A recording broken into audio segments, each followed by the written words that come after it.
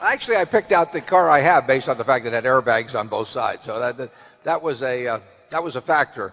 It may have been the first car of its type ever made with airbags, but I think I think my car actually, it's both heavy and has airbags, and those are two primary factors in safety. I don't think I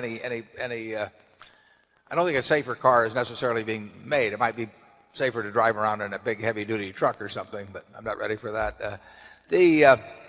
Incidentally, on a car, I look at that like anything else. It would take me probably a half a day to go through the exercise of buying a car and reading the owner's manual and all of that. And that's just a half a day I don't want to give up in my life for no benefit.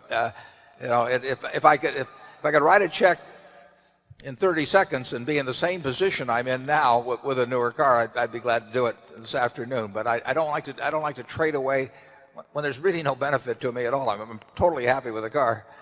I just don't want to trade away the amount of time I'd have to spend fooling around to get familiar with and get title to and do all the rest of the things, pick one out, so a new car. But if there's a safer car made, I'll be driving in it.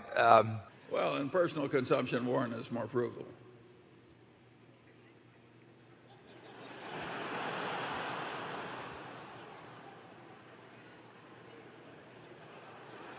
Would you care to give an example?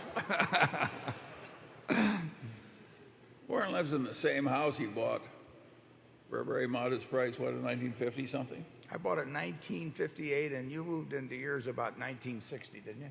Yeah, and I paid more. But he designed his own. He designed his own house. He did not pay an architect, right?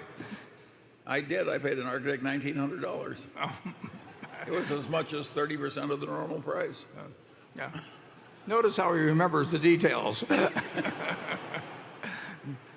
No, I have everything in life I want. It's a very simple thing. If there's anything that money could buy, there are things money can't buy. But if there's anything money could buy that I wanted, I'd do it this afternoon.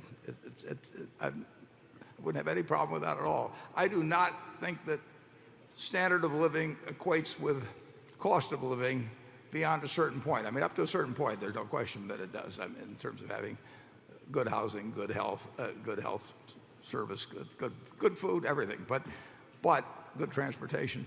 But there's a point, I think, if anything, you start getting inverse correlation. My life would not be happier. In fact, it'd be worse if I had 6 or 8 houses or a whole bunch of different things I could have. It just doesn't correlate. And so having everything I have, I mean, you can't have more than that. And that doesn't really make any. It makes a difference up to a point. I mean,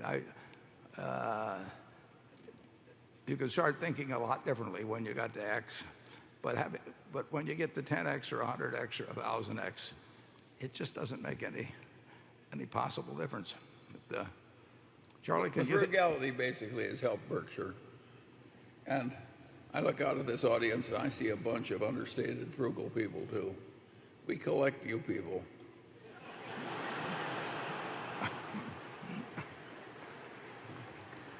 But forget about it this weekend.